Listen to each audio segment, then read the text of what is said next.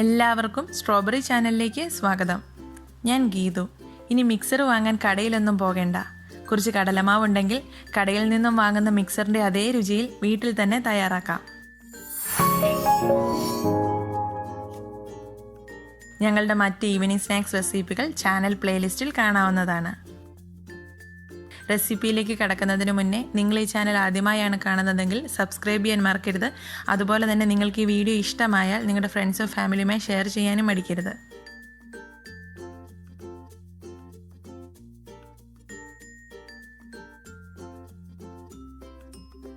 Mixer തയ്യാറാക്കാനായി ആദ്യം തന്നെ ഒരു വലിയ ബൗൾ എടുക്കാം. അതിലേക്ക് 3 കപ്പ് കടലമാവ് എടുക്കുന്നു. 270 ഗ്രാം വരും.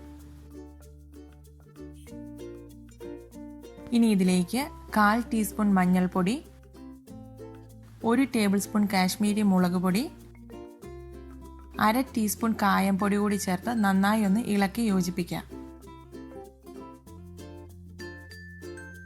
ഇനി ഇതിലേക്ക് 1/2 കപ്പ് വറുത്ത അരിപ്പൊടി കൂടി ചേർക്കുന്നുണ്ട്. ഇത് ചേർക്കണമെന്ന് നിർബന്ധമില്ല. ഇത് ഒഴിവാക്കുന്നത് കൊണ്ട് മിക്സറിന് യാതൊരു രുചിക്കുറവും ഉണ്ടാവില്ല. ഇതിന് നന്നായി ഒന്ന് ഇളക്കി യോജിപ്പിക്കാം. ഇനി ഈ മിക്സിൽ നിന്നും 1 കപ്പ് പൊടി അളന്ന് വേറൊരു ബൗളിലേക്ക് മാറ്റാം. അത് ബൂന്തിക്കുള്ള മാവ് തയ്യാറാക്കാനാണ്. മിക്സറിൽ മെയിനായിട്ട് കാണുന്ന ആ സ്റ്റിക്സ് പോലെ കിടക്കുന്നതിനാണ് സേവ് എന്ന് പറയുന്നത്. ആ ബോൾസ് പോലെ കിടക്കുന്നതിനാണ് ബൂന്തി എന്ന് പറയുന്നത്. അപ്പോൾ ബൂന്തിക്കുള്ള മാവ് നമ്മൾ മാറ്റിയിട്ടുണ്ട്. ഇനി ബാക്കിയിരിക്കുന്ന ഈ മാവ് സേവ് തയ്യാറാക്കാനുള്ളതാണ്. ഇനി ഈ മാവിലേക്ക് വെള്ളം ചേർത്ത് കുഴയ്ക്കണം. അതിനായി ഞാനിവിടെ 1 കപ്പ് വെള്ളം എടുത്തിട്ടുണ്ട്. ഇതിലേക്ക് 1/4 ടീസ്പൂൺ ഉപ്പാണ് ചേർക്കുന്നത്. ഇനി ഇത് നന്നായി ഇളക്കി യോജിപ്പിക്കാം. ഇത് ഇളക്കി ഇതിൻ്റെ ടേസ്റ്റ് നോക്കിയാൽ ഉപ്പ് രസം അല്പം മുന്നോട്ട് നിൽക്കണം. ഇത് മുഴുവൻ ഇതിൽ ഒരുമിച്ച് ഒഴിക്കരുത്. ഇതിൽ നിന്നും 1/2 കപ്പ് വെള്ളം മാത്രമേ സേവ് തയ്യാറാക്കാൻ ആവശ്യമുള്ളൂ. ഇനി ഈ പൊടിയിലേക്ക് കുറേശ്ശെയായി വെള്ളം ചേർത്ത് ചപ്പാത്തി മാവിൻ്റെ പരുവത്തിൽ കുഴച്ചെടുക്കണം. ഇപ്പോൾ ഇതിലേക്ക് 1/2 കപ്പ് വെള്ളം ചേർത്തിട്ടുണ്ട്. ഇത് ആദ്യം ഒന്ന് ഫോർക്ക് ഉപയോഗിച്ചൊന്ന് മിക്സ് ചെയ്തെടുക്കാം. കയ്യിൽ വല്ലാതെ ഒട്ടിപ്പിടിക്കും. അതുകൊണ്ടാണ് ആദ്യം ഫോർക്ക് ഉപയോഗിച്ചൊന്ന് മിക്സ് ചെയ്യുന്നത്. അത്യാവശ്യം ഒന്ന് മിക്സ് ആയതിനു ശേഷം നമുക്ക് കൈകൊണ്ട് തന്നെ കുഴച്ചു തുടങ്ങാം.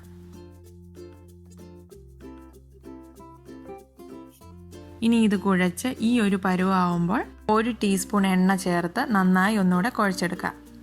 ഈ സമയത്ത് കൈ നന്നായി കഴുകി കയ്യിലും കൂടെ കുറച്ച് എണ്ണ തേച്ചിട്ട് കുഴയ്ക്കുവാണെങ്കിൽ കയ്യിൽ ഒത്തിരി അങ്ങ് ഒട്ടിപ്പിടിക്കാതെ നന്നായി കുഴച്ചെടുക്കാൻ പറ്റും. ഇനി ഇത് ആദ്യം കുഴച്ചതിലും എളുപ്പത്തിൽ വേഗത്തിൽ കുഴച്ച് സെറ്റാക്കിയെടുക്കാം. ഇത് ഇതുപോലൊരു ബോളാക്കി പാത്രത്തിൽ കുറച്ച് എണ്ണ തടവി അതിൽ വയ്ക്കാം. അടുത്തതായി ബൂന്തിക്കുള്ള മാവ് കൂടി റെഡിയാക്കി വയ്ക്കാം. നേരത്തെ മാറ്റി വെച്ചിരുന്ന 1 കപ്പ് പൊടിയിലേക്ക് ബാക്കിയിരിക്കുന്ന 1/2 കപ്പ് വെള്ളം ചേർക്കുന്നു. ഇതിന് നന്നായി ഇളക്കി യോജിപ്പിക്കാം. ഉപ്പ് നോക്കി ആവശ്യമെങ്കിൽ കൂടുതൽ ചേർക്കണം. ഇത് ഒത്തിരി അങ്ങ് ലൂസായി പോകരുത്. ഈ ഒരു കൺസിസ്റ്റൻസിയിൽ ഇരിക്കണം. സേവ് തയ്യാറാക്കുന്നത് ഇടിയപ്പത്തിൻ്റെ അച്ച് ഉപയോഗിച്ചാണ്. അപ്പോൾ ഈ ഒരു ചില്ലാണ് ഇതിലിടുന്നത്. ഏറ്റവും ചെറിയ ഹോൾസ് ഉള്ള ചില്ലാണിത്. ഇതിലേക്ക് മാവ് വല്ലാണ്ട് ഒട്ടിപ്പിടിക്കാതിരിക്കാൻ ഇതിൽ കുറച്ച് എണ്ണ ബ്രഷ് ചെയ്ത് കൊടുക്കാം.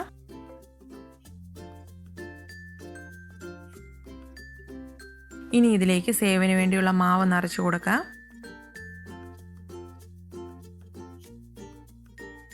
ഇനി ഇത് വറുത്തെടുക്കാം. അതിനായി ഒരു ഫ്രൈയിങ് പാനിൽ എണ്ണ ഒഴിച്ച് ചൂടാവാനായി വെച്ചിട്ടുണ്ട്. എണ്ണ നന്നായി ചൂടായതിനു ശേഷം ഒരു മീഡിയം ഫ്ലെയിമിലിട്ട് സേവനാഴി കറക്കി മാവ് ഇതിലേക്ക് ഇട്ട് കൊടുക്കാം. എണ്ണ എടുത്തിരിക്കുന്നതിൻ്റെ അളവനുസരിച്ച് 1-2 ചുറ്റ് മാവിട്ട് കൊടുക്കാം.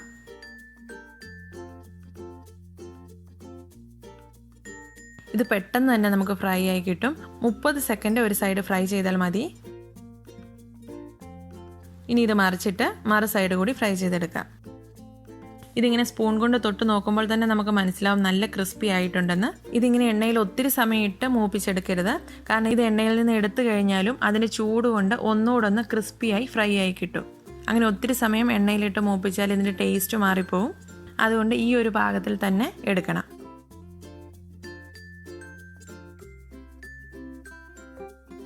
ഇനി ബാക്കിയിരിക്കുന്ന മാവ് കൂടി പല ബാച്ചുകളായിട്ട് ഫ്രൈ ചെയ്തെടുക്കാം. സേവ് മുഴുവൻ തയ്യാറാക്കിയതിന് ശേഷം നമുക്ക് ബൂന്തി തയ്യാറാക്കാം. ഇത് തയ്യാറാക്കാൻ ഞാൻ ഈ സേവനാഴി തന്നെയാണ് ഉപയോഗിക്കുന്നത്. ഇതിലെ ചെറിയ ഹോൾസ് ഉള്ള ചില്ല് മാറ്റി വലിയ ഹോൾസ് ഉള്ള പുട്ടിനൊക്കെ ഉപയോഗിക്കുന്ന വലിയ ഹോൾസ് ഉള്ള ചില്ലാണ് ഇടുന്നത്. ഇനി ഇതിലൂടെ ബൂന്തിക്കുള്ള മാവ് ഒഴിച്ചു കൊടുക്കാം. ഈ സമയത്ത് എണ്ണ നല്ല ചൂടിൽ തന്നെ ആയിരിക്കണം. ഒരു മീഡിയം ഫ്ലെയിമിൽ തന്നെ ഇടണം. എങ്കിൽ മാത്രമേ ബൂന്തി വേഗത്തിൽ പൊള്ളി വരത്തുള്ളൂ. ബൂന്തിയുടെ മാവ് ഒഴിക്കുമ്പോൾ ഒന്നൊന്നിൻ്റെ മുകളിൽ കയറാതെ ഒറ്റ ലെയർ മാത്രം ഒഴിക്കാൻ ശ്രദ്ധിക്കണം. ഇതുപോലത്തെ പരന്ന ഫ്രൈയിങ് പാനിൽ തയ്യാറാക്കുന്നതിലും പെർഫെക്റ്റായി ചീനിച്ചട്ടി പോലെ കുഴിവുള്ള ചട്ടിയിൽ നമുക്ക് ബൂന്തി തയ്യാറാക്കാം. കുഴിവുള്ള ചട്ടിയിൽ സെൻട്രൽ ഒഴിക്കുന്ന മാവ് പൊള്ളി വശങ്ങളിലേക്ക് പോകുന്നത് കൊണ്ട് വീണ്ടും ഒഴിക്കുന്ന മാവ് മുകളിൽ വീണ് തമ്മിലൊട്ടാതെ പെർഫെക്റ്റ് ബോൾസായി കിട്ടും. സേവനാഴിയിൽ കൂടി അല്ലാതെ നമ്മൾ സാധാരണ വറുത്തു കോരാൻ ഉപയോഗിക്കുന്ന കണ്ണുള്ള തവയിൽ കൂടി ഈ മാവ് ഒഴിച്ച് ബൂന്തി തയ്യാറാക്കാൻ സാധിക്കും. ഇതിനി ഒന്ന് ഇളക്കി കൊടുത്ത് ഫ്രൈ ചെയ്തെടുക്കാം. ഇത് വളരെ പെട്ടെന്ന് തന്നെയാകും. എണ്ണ നല്ല ചൂടിലായിരിക്കണം. ഇത് ഇളക്കി കൊടുക്കുമ്പോൾ ഇത് ക്രിസ്പി ആയതിൻ്റെ ഒരു ശബ്ദം കേൾക്കാം. ആ ഒരു സ്റ്റേജ് ആകുമ്പോൾ നമുക്ക് കോരിയെടുക്കാം. ഈ രീതിയിൽ ബൂന്തി മുഴുവൻ തയ്യാറാക്കിയെടുക്കാം. അടുത്തതായി കപ്പലണ്ടി വറുത്തെടുക്കാം. 3/4 കപ്പ് കപ്പലണ്ടിയാണ് ഞാനിവിടെ എടുത്തിരിക്കുന്നത്. 100 ഗ്രാം അളവ് വരും. ഇതും ഇളക്കി കൊടുത്ത് തന്നെ ഫ്രൈ ചെയ്തെടുക്കാം. ഇതിൻ്റെ കളർ ഒന്ന് മാറി ഒരു ബ്രൗൺ ഷെയ്ഡ് ആകുമ്പോഴേക്കും പാകത്തിന് ഫ്രൈ ആയി എന്ന് മനസ്സിലാക്കാം. അപ്പോൾ കോരിയെടുക്കാം. ഇത് റോ കപ്പലണ്ടിയാണ്, അതുകൊണ്ട് കുറച്ച് സമയമൊന്നും എടുക്കും ഇതൊന്ന് ഫ്രൈ ചെയ്തെടുക്കാൻ. ഇനി അടുത്തതായി പൊട്ടുകടല ഫ്രൈ ചെയ്തെടുക്കാം. ഇതൊരു 60 ഗ്രാം എടുത്തിട്ടുണ്ട്. ഇതിൻ്റെ അളവ് നിങ്ങളുടെ ഇഷ്ടമനുസരിച്ച് തീരുമാനിക്കാം. ഇതും ഇളക്കി കൊടുത്ത് കുറച്ച് സമയം ഒന്ന് വാർത്തെടുക്കണം. ബ്രൗൺ കളർ കടലയുടെ പരിപ്പാണ് ഈ പൊട്ടുകടല. വെള്ളക്കടലയുടെയും ബ്രൗൺ കടലയുടെയും പരിപ്പ് ഒരുപോലെയാണ് കണ്ടാലിരിക്കുന്നത്. മിക്സറിലേക്ക് ബ്രൗൺ കടലയുടെ പരിപ്പാണ് നല്ലത്. ഇതിപ്പോൾ റെഡി ആയിട്ടുണ്ട്. കോരി മാറ്റാം. ഇനി അടുത്തതായി കറിവേപ്പില വറുത്തെടുക്കാം. 4 തണ്ട് കറിവേപ്പില ഞാൻ എടുത്തിട്ടുണ്ട്. കറിവേപ്പില എത്ര ചേർത്താലും ടേസ്റ്റ് കൂടത്തേ ഉള്ളൂ. കറിവേപ്പില ഇടുമ്പോൾ നന്നായി പൊട്ടിത്തെറിക്കും. അതുകൊണ്ട് ഒരു ലോ ഫ്ലെയിമിലാക്കിയിട്ട് വേണം കറിവേപ്പില ഇട്ട് കൊടുക്കാൻ. ശരിക്കും മറ്റെല്ലാം വറുത്തെടുക്കുന്നതിന് മുന്നേ ഈ കറിവേപ്പില വറുത്തെടുക്കുകയാണെങ്കിൽ ഈ എണ്ണയ്ക്ക് നല്ലൊരു ഫ്ലേവർ വരും. കറിവേപ്പില വല്ലാണ്ട് പൊട്ടിത്തെറിക്കുമായതുകൊണ്ടാണ് ഞാൻ അവസാനത്തേക്ക് വെച്ചത്. കുഴിവുള്ള ചട്ടിയിലാണ് നിങ്ങൾ വറക്കുന്നതെങ്കിൽ എണ്ണ ഒത്തിരി അങ്ങ് തെറിക്കില്ല. അതുകൊണ്ട് ആദ്യം കറിവേപ്പില വറുത്തെടുക്കുന്നത് നല്ലതായിരിക്കും. ഇനി വെളുത്തുള്ളി വറുത്തെടുക്കാം. ഇത് വലിയ സൈസുള്ള 3 വെളുത്തുള്ളി തൊലിയോട് കൂടി തന്നെ ചതച്ചെടുത്തതാണ്. ചെറിയ സൈസ് വെളുത്തുള്ളി ആണെങ്കിൽ 4 5 എണ്ണം ചേർക്കാം. ഇതൊന്ന് ഇളക്കി കൊടുത്ത് നന്നായി വറുത്ത് മൊരിച്ചെടുക്കാം.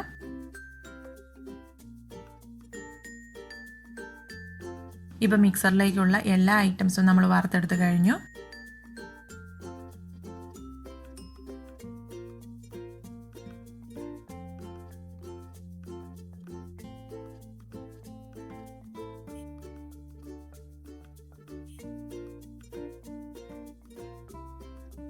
ഇനി ഇതെല്ലാം ഒന്ന് മിക്സ് ചെയ്തെടുക്കാം. ആദ്യം തന്നെ വറുത്ത് വെച്ചിരിക്കുന്ന സേവ് ഒന്ന് ഉടച്ചിടാം. ഇത് നല്ല ക്രിസ്പിയാണ്. വളരെ എളുപ്പത്തിൽ ഇത് നമുക്ക് ഉടച്ചിടാം. ഇത് കൈകൊണ്ടോ സ്പൂൺ കൊണ്ടോ ഒന്ന് ഉടച്ചെടുക്കാം. ഇതുപോലെ കൈകൊണ്ടൊന്ന് പ്രസ് ചെയ്താൽ മതി. നന്നായിട്ട് ഉടഞ്ഞു കിട്ടും.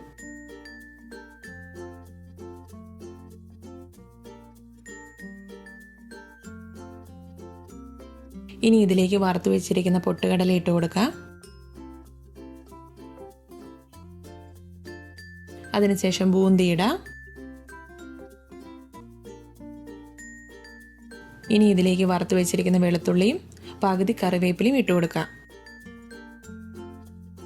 ഇതിപ്പോൾ ഇളക്കുമ്പോൾ കറിവേപ്പില മുഴുവൻ പൊടിഞ്ഞു പോവും. അതുകൊണ്ടാണ് കുറച്ച് മാറ്റി വെച്ചിട്ട് ബാക്കി ഇടുന്നത്. ഇനി ഇത് ജസ്റ്റ് ഒന്ന് മിക്സ് ചെയ്തെടുക്കാം.